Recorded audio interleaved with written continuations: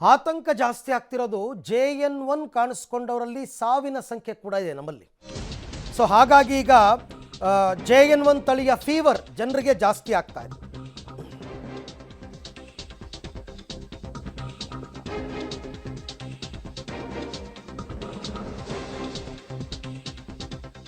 ರಾಜ್ಯಕ್ಕೆ JN1 ಉಪತಳಿಯ shock ಹೇಗಿದೆ ಅಂತಂದರೆ ಈಗಾಗಲೇ ಕರ್ನಾಟಕದಲ್ಲೂ ಕೂಡ ಕೇಸ್ಗಳು ಪತ್ತೆಯಾಗಿದೆ.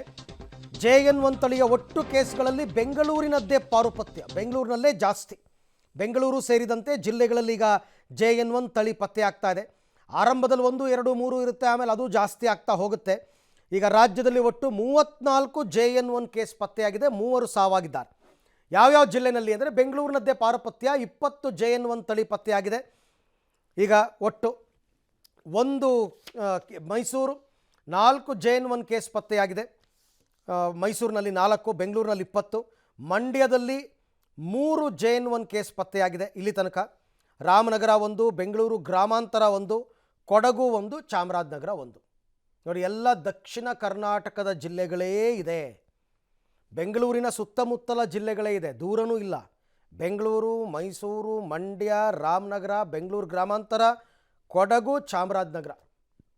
ಸೊ ಹಾಗಾಗಿ ಈ ಭಾಗದ ಜನ ಎಚ್ಚೆತ್ಕೊಳ್ಳಿ. ಇನ್ನು ಎಲ್ಲೆಲ್ಲಿ ಸಾವಾಗಿದೆ ಅಂತಲೂ ನೋಡ್ಬೋಣ. ಬೆಂಗಳೂರಿನಲ್ಲಿ JN1 2 ಸಾವಾಗಿದೆ, ರಾಮನಗರದಲ್ಲಿ JN1 1 ಸಾವಾಗಿದೆ.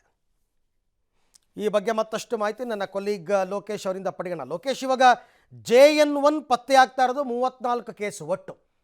ಅದರಲ್ಲಿ 3 ಸಾವಾಗಿದೆ. ಅಂದರೆ ಯಾರು ಮೃತಪಟ್ಟಿದ್ದಾರೋ ಅವರನ್ನು ಟೆಸ್ಟ್ ಮಾಡಿದಾಗ ಅವರಲ್ಲಿ JN1 ಇರ್ತಕ್ಕಂಥದ್ದು 3 ಕೇಸ್ ಪತ್ತೆಯಾಗಿದೆ.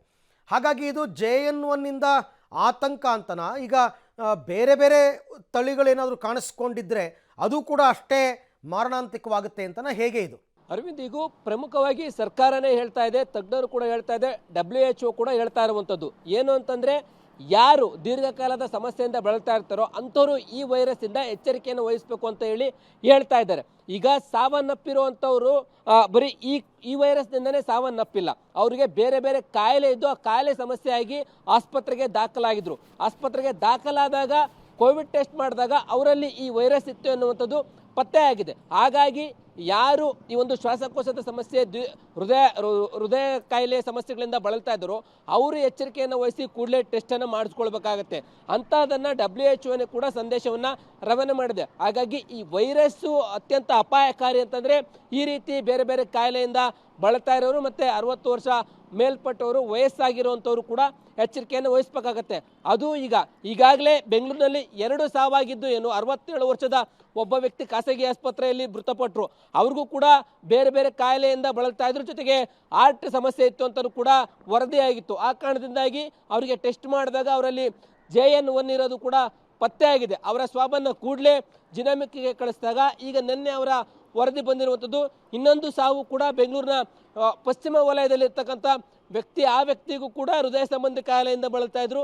ಹಾಗಾಗಿ ಅವ್ರಿಗೂ ಕೂಡ ಈ ವೈರಸ್ ಅಟ್ಯಾಕ್ ಆಗಿ ಸಾವನ್ನಪ್ಪಿದ್ದಾರೆ ಎನ್ನುವಂಥದ್ದು. ಪ್ರಮುಖವಾಗಿ ಬೇರೆ ಬೇರೆ ಕಾಯಿಲೆಯಿಂದ ಇರುವಂಥವ್ರು ಈ ವೈರಸ್ಸಿಂದ ಎಚ್ಚರಿಕೆಯನ್ನು ಇರಬೇಕು ಎನ್ನುವಂಥದ್ದು ಮೊದಲಿಂದನೇ ಹೇಳ್ತಾ ಇದ್ರು. ಅದು ಕೂಡ ಇವಾಗ ಜಿನೋಮಿಕ್ ಸೀಕ್ವೆನ್ಸಲ್ಲಿ ಪಾಸಿಟಿವ್ ಆದಾಗ ಗೊತ್ತಾಗಿರುವಂಥದ್ದು.